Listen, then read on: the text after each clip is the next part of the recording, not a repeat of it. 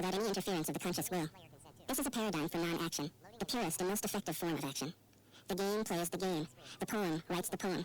We can't tell the dancer from the dance. Less and less do you need to force things, until finally you arrive at non-action.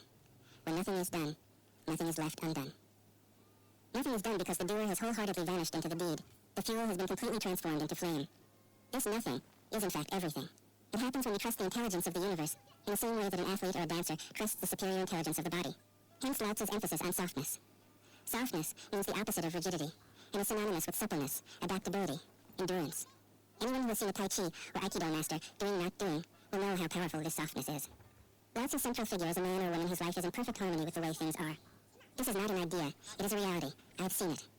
The master has mastered nature, not in the sense of conquering it, but of becoming it. In surrendering to the Tao, in giving up all concepts, judgments, and desires, her mind is grown naturally compassionate. She finds deep inward experience, and secret truths of the art of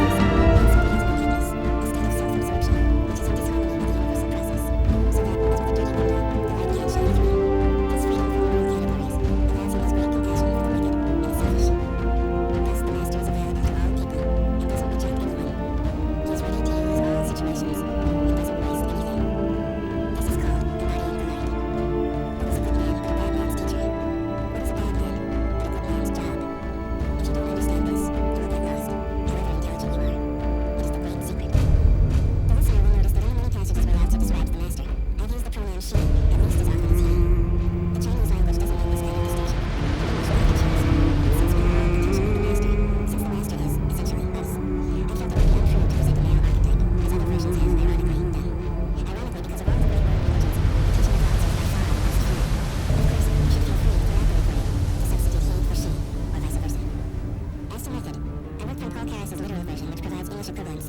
The true solitary air, from her compassion begins. I've often been fairly literal, or as literal as one can be with such a subtle, kaleidoscopic book as the Tao Te Ching.